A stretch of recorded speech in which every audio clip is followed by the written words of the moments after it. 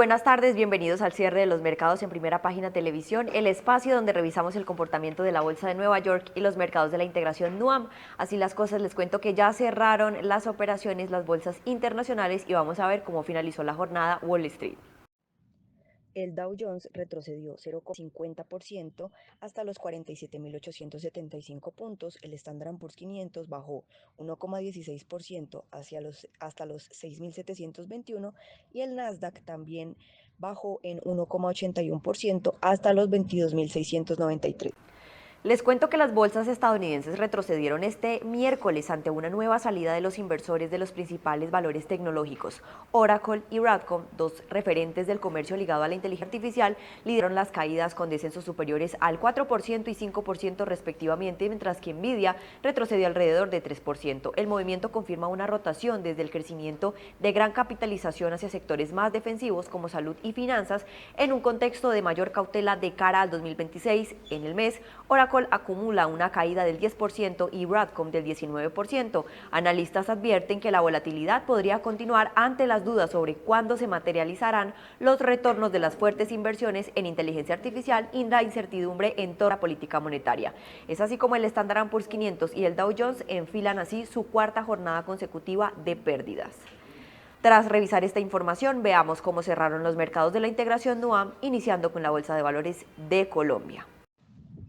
La Bolsa de Valores de Colombia presentó comportamiento negativo al cierre de esta jornada. El MSCI Colcap retrocedió 0,74%, mientras que el Colir bajó 0,72%. El Colcap llegó a los 1.056 puntos, mientras que el Colir se ubicó en 1.327. Respecto a las acciones que subieron durante la jornada, el título con mayor desempeño fue Terpel, que avanzó 2,53%, seguido de Grupo Bolívar, que aumentó 1,71%, y Ecopetrol, que avanzó 0,83%. Por el lado contrario, Grupo Sura de la acción preferencial, Colombiana de la acción preferencial y Da Vivienda de la acción preferencial terminaron en bajas la jornada con 3,38%, 2,30% y 2% respectivamente. En noticias del mercado colombiano les cuento que BBVA informó que seleccionó a Omnicom como su nuevo socio para la estrategia de creatividad y medios bajo un modelo integral denominado Casa BBVA. Este esquema busca unificar una sola plataforma de planificación, ejecución de campañas y gestión de datos con apoyo de herramientas de inteligencia artificial. El cambio reemplaza un sistema en el que el banco trabaja con múltiples proveedores en distintos mercados, y el nuevo modelo se aplicará en Alemania, Argentina, Colombia, España, Italia, México, Perú, Portugal, Turquía y Uruguay, coincidiendo con el ciclo estratégico del 2025-2029 del banco. Omnicom se encargará de coordinar la estrategia de activación de campañas, trabajando junto con otros socios como Accenture, Alegre Roca y la agencia interna BBVA Creative. El proceso de selección se desarrolló entre octubre del 2024 y noviembre del 2025 con asesoría de la consultora Scopen. De otro lado, les cuento que BRS Ratings Standard & Poor's Global informó que los bonos ordinarios del 2025 de Bladex, correspondientes a deuda de largo plazo por 300.000 millones de pesos, perdieron su calificación vigente. Esto significa que desde ahora estos títulos ya no cuentan con una nota activa por parte de la calificadora en el mercado colombiano. La medida se tomó luego de la terminación del contrato entre Bladex y BRS Ratings y Standard & Global. La decisión fue aprobada por el Comité Técnico de la calificadora en sesión del 17 de diciembre del 2025 y entró en vigencia desde la fecha de la comunicación oficial. La firma aclaró que el proceso se realizó siguiendo sus procedimientos internos establecidos.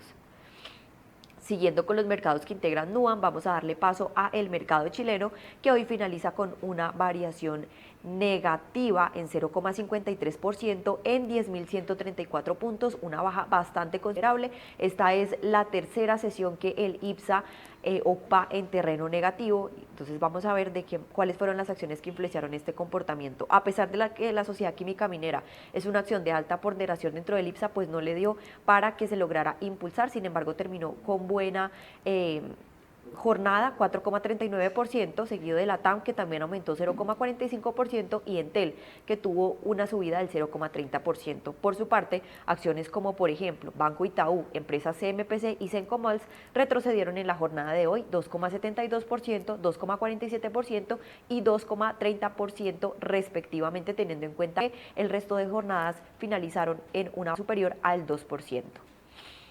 En noticias del mercado chileno les cuento que el precio internacional del carbonato de litio mostró una recuperación en diciembre. Según Cochilco, el valor alcanzó $10.500 por tonelada el día 10 del mes, lo que representa un aumento del 13% frente a los niveles de fines de octubre. Este repunte se da en un contexto de mayor incertidumbre sobre la oferta global y expectativas de mayor consumo, especialmente por el uso de litio en sistemas de almacenamiento de energía con baterías.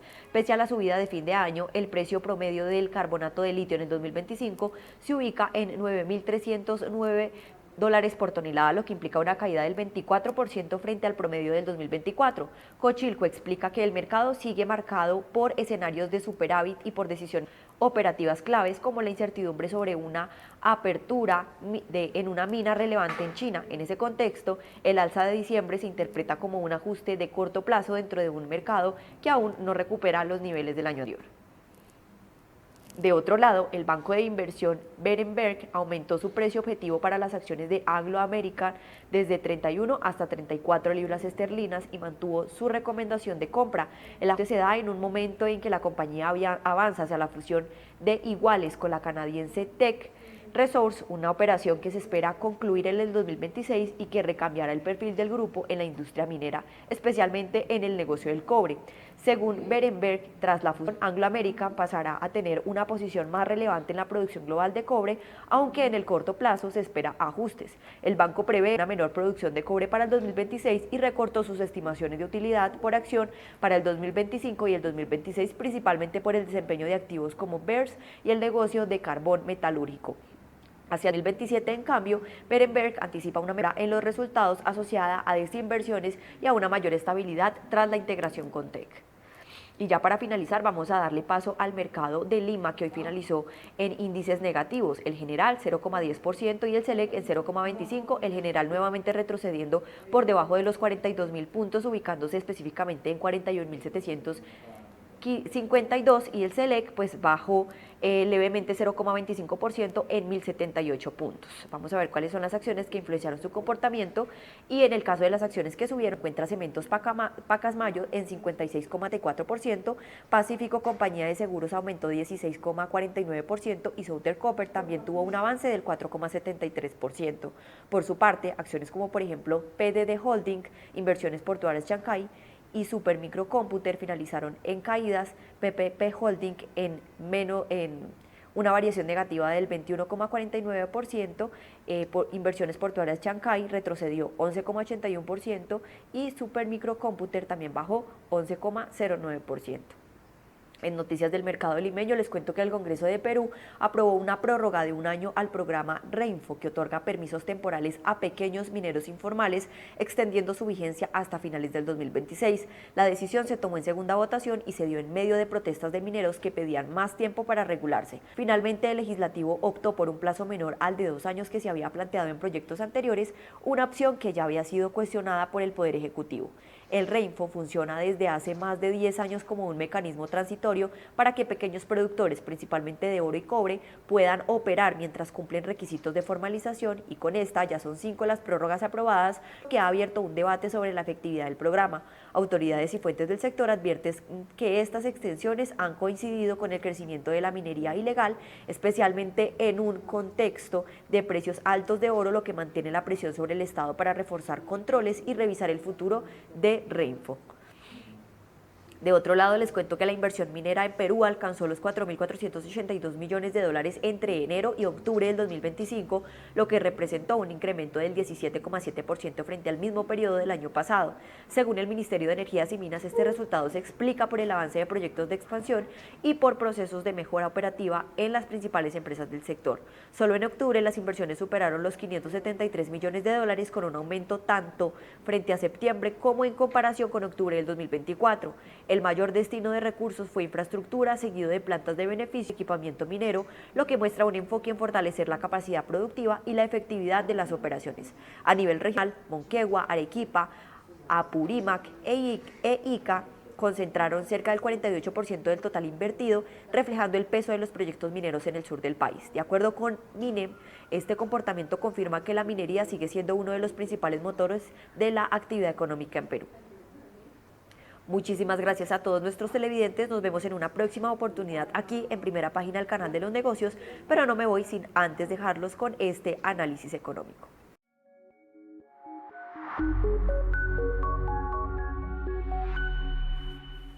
Hola, bienvenidos a un nuevo capítulo de Visión de Estrategia de BTG Pactual Asset Management. Nos encontramos en el último capítulo del año 2025, así que vamos a hacer una recapitulación y revisar un poco de lo que se espera para el próximo año. Tenemos a Hernán Martín, nuevamente el gerente general de la administradora.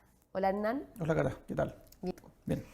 Bueno, tuvo un año muy bueno, el S&P en torno al 16%, un IPSA sobre 50% año en la fecha, una depreciación del dólar también, y un poco vientos de cola, lo que hablamos hace todo el año, hemos hablado vientos de cola hacia emergente. Hagamos una recapitulación.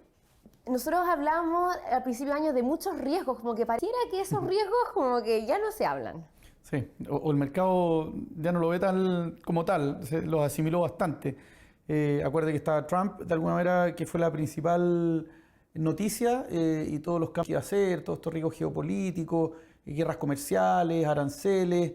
Eso fue como que llegó el nuevo piloto y movió el tablero completo de Sí.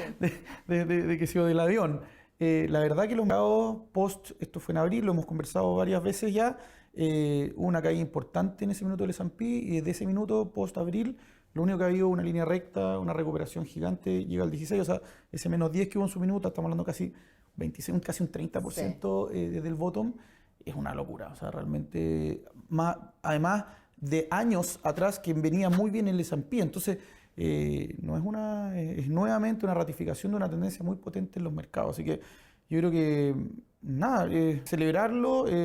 Afortunadamente hemos estado de alguna manera en línea con esta sensación un poquito más de tomar riesgo. Chile y los emergentes se han visto muy beneficiados. Da susto porque cuesta encontrar un argumento, también lo hemos dicho, que encontrar un argumento que diga qué es lo que va a descarrilar este tren. Sí. Y en esa conversa nos dice, bueno, sabéis que en realidad las cifras macro están relativamente ordenadas en términos relativos, estoy pensando en Chile. Los principales productos que exporta Chile y los que importa tienen un mix de precios súper positivo. El petróleo ha caído casi un 20% en el año, el cobre está en máximo histórico. O sea, la verdad que ha tenido un mix muy, muy potente. Las valorizaciones en Chile, más allá de la recuperación, más allá del 50%, no son valorizaciones caras para la historia de Chile y en un contexto relativo al resto del mercado. Obviamente está más caro que antes, pero ojo que las utilidades van a hacer la pega. O sea, la verdad que probablemente lo que empieza a pasar ahora es que si bien vamos a seguir con esta discusión más política, ahora es quién va a ser el ministro de Interior y todas esas cuestiones que obviamente importan, lo relevante de alguna manera es cómo se va a empezar a ajustar ahora el mercado con las proyecciones de crecimiento, y eso de nuevo viento de cola. Entonces cuesta encontrar un argumento de nuevo que nos lleve a estar más cautos, salvo que ya ha corrido mucho. Esta semana los activos locales se están empezando. Hubo un poquito de volatilidad. Sí. Post elecciones, más allá de los números, que no vamos probablemente ya todos nuestros clientes ya han consumido mucho esa información, llama mucho la atención, más que los números, es el resultado en todas las regiones del país, Sí. el orden de magnitud en las comunas, son 310 comunas de 340 y algo, o sea, es una pasada de máquina bien fuerte. Y la verdad que el discurso, que yo realmente lo encontré bien fome, pero creo que tiene indicios muy relevantes desde el punto de vista de tender puentes. Y ahí empieza a aparecer el cast presidente versus el cast candidato, que también es lógico que pase. Entonces... se sale también de republicano. Sí, son señales que importan. Sí. Y lo que sí creo que no está en los precios, y lo hemos discutido, que de alguna manera no están los precios porque nadie lo sabe, es qué es lo que va a pasar con el régimen de inversiones de la AFP. Cuando uno ve este título de gobierno de emergencia, ve la falta de inversión a nivel país, ve lo que están haciendo otros países, le hace Colombia, que fue bien cuestionado, México, Canadá, yo no descarto que haya algún sesgo un poquito más para repatriar capitales. Y eso, en la medida, ojalá tenga argumentos técnicos primero y está bien controlado.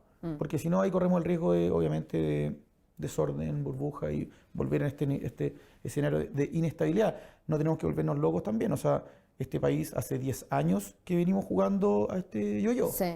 Entonces, Entiendo que igual hay mucha incertidumbre en temas de benchmark, como que hay distintos, no sé si bandos es la palabra, pero fuentes, o sea, corrientes de pensamiento de cómo debiera ser implementado. ¿Eso podría llegar a generar mucho ruido o en verdad es muy marginal? no, es súper relevante y yo creo que esta decisión, no voy a paralelo, siempre son malas las comparaciones, pero yo creo que la decisión más importante para el mercado de capitales en los próximos 20 y más años.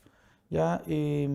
Aquí definimos un poco cómo es la lógica de inversión de los principales inversionistas de nuestro país, dónde hay la plata que nosotros como chilenos ahorramos. Eso es súper delicado. Hay que sopesarlo, porque no solamente la política de inversión, acuérdate que se subió de un 10 a un 16, o sea, ese orden de magnitud también se va a empezar a ver. ¿Ya? Entonces, es súper relevante y el benchmark, la parte técnica, no sé si todos lo manejan, pero la verdad que hoy día las AFP se miden de alguna manera con sus pares y lo que hacen, y ahí se habla del efecto manada. Hoy día se va a eliminar eso y se va a hablar de un benchmark, y si probablemente no está, un índice no está en el benchmark, no va a existir. Entonces, cuando uno habla de las pocas que hemos logrado sacar de Mercer, que es la compañía que está viendo o la recomendación que va a hacer, lo que se extrae es que no van a hacer nada muy fuera de la caja.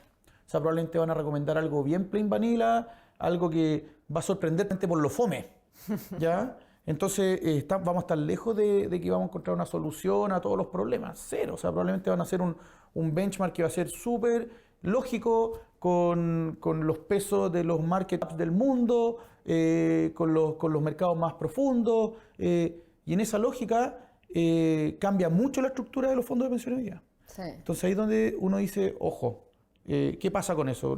¿En cuánto tiempo se transforma? Y lo que uno también extrae de las conversaciones que ha tenido con el regulador es que si bien Mercer va a hacer una recomendación, el regulador también está haciendo su análisis. Entonces probablemente va a ser un mix de las dos cosas. Y ahí es donde uno dice, ese mix es donde están esos detalles relevantes. Entonces yo creo que, dado lo que se está tejiendo y lo que ha pasado, probablemente va a haber algo de sesgo para Chile. Y ahí es donde uno dice, ok, ¿qué? ¿En mercados líquidos? ¿En mercados alternativos? ¿Qué plazo? ¿Con qué órdenes de magnitud? ¿Con límites mínimos o límites máximos? Todo eso importa, ¿cachai? Entonces, más allá de la inversión real que se vaya a materializar, esa sola noticia probablemente va a ocasionar muchas inversiones marginales en positivismo para Chile. Entonces, es delicado. Yo podría decir, ojalá que pase, porque la verdad que no, yo prefiero ser un poquito más cauto y creo que aquí lo que amerita es mirar en largo plazo, que sea ordenado, que tenga una lógica técnica, de alguna manera para que recuperemos un poquito esa senda de seriedad, de crecimiento, no sé. Pero calza un poco con esta mirada de que los emergentes debieran ir mejorando o tienen vientos de cola, como dicen, de que un sistema de pensión esté invirtiendo en eso, como que se ve que las dos es algo bueno, digamos, que se siga invirtiendo en Chile porque tenemos un buenos fundamentos, o sea, los commodities también, o sea, el tema político no solamente en Chile, sino que alrededor se ve que está mejor, entrarían más flujos también a la región, como que hay un círculo virtuoso. Hay una dinámica muy positiva, sí. Y eso es lo que, no sé si será por la lógica de uno estar viendo los riesgos, porque uno trata de decir, chuta, está como todo muy bueno, ¿cachai? Sí. Entonces uno dice, ahí uno quiere estar más cauto. Sí. Y probablemente ya empiezan a aparecer algunas recomendaciones. De hecho, esta semana aparecieron, creo que fue Morgan Stanley, y no recuerdo qué otra casa más, hablaba de esta rotación de las Max 7 hacia sectores industriales, sectores más retail, o sea, economía real, más cercano a lo tradicional. ¿Por qué? Porque esas valorizaciones son ridículamente caras y está por verse, y el rally probablemente gran parte lo viste. Entonces, o las small caps también hablan de repente, también. como que han layado mucho, pero también tienen que ver con el dinamismo interno de un país. Sin duda. De nuevo, toda esta lógica global, esos riesgos, volviendo a la cuña inicial, esos riesgos que eran al inicio del año riesgos, hoy día el mercado pareciera haberlos aquilatado, y la verdad que las tasas largas, si bien no había un rally brutal en las tasas largas, sí había un rally importante en el equity. Sí. Y uno dice, chuta, parece que el mercado empieza a asimilar esas condiciones como más duraderas. Yo donde creo que puede haber algo, y volviendo a Chile, es como, estamos bien pimponeados, pero Pero pensando de nuevo en el tema de las tasas, ayer hubo reunión del Banco Central, bajaron la tasa dentro de lo esperado, la tasa está en 4,5, Estados Unidos está en 3,5, se espera que ambos bancos centrales sigan bajando más suavemente, en torno a 50 puntos básicos en horizonte un poquito más largo. Yo creo que y cuando uno ve las expectativas de inflación en Chile, están súper aladas, incluso en alguna parte de la curva están bajo el 3%. Sí. ¿Ya? Entonces, cuando uno mira eso, uno dice, y estoy pensando en el tipo de cambio, yo creo que si las tasas se mantienen o no bajan como debieran, porque obviamente ahora, como decía anteriormente, van a empezar a recuperarse las expectativas de crecimiento probablemente. Ya el mercado, con todas estas noticias marginales, probablemente van a empezar a subir un poquito sobre la punta. Si las tasas empiezan a acusar ese golpe y no bajan, probablemente lo que sí se va a caer es el dólar. Y yo creo que ahí va a tener otro canal de transmisión de bajas de inflación. Entonces, yo creo que por donde uno lo mire, se está realizando un ciclo súper positivo para Chile. ¿Deberíamos estar más montados en deuda? ¿Deberíamos estar más montados en equity? Entiendo que tener una posición en Chile sigue siendo algo que crees que es recomendable. Me imagino que Estados Unidos en menor medida, pero no se ve algo terrible, por lo tanto igual habría que tener un poco. ¿Cómo sería un portafolio en vista al 2026 para mitigar un poco los riesgos que hemos hablado? Mira, yo creo que de nuevo voy a ir a Chile. Afuera yo creo que está súper caro Estados Unidos y creo que de cuidado. Emergente, ahí prefiero que los especialistas miren quizás de países puntuales. Yo creo que en el caso de Chile siguen habiendo oportunidades relevantes. No tanto en tasa, porque las tasas, yo creo que el ciclo efectivamente va a seguir bajando. Sí. Pero los spreads corporativos están apretadísimos. Y las tasas de alguna manera queda parte del ciclo, pero una parte relativamente baja. En su minuto tenía el susto de que, yo lo decía, las tasas tienen que bajar. Y van a bajar por uno u otro motivo. O baja la inflación, o va a quedar una embarrada que baje la tasa. Bueno, afortunadamente se dio lo primero, ¿ya? Y fue una bajada más suave. Eso yo creo que ya se dio. Yo creo que las tasas tienen internalizado ciclo pricing.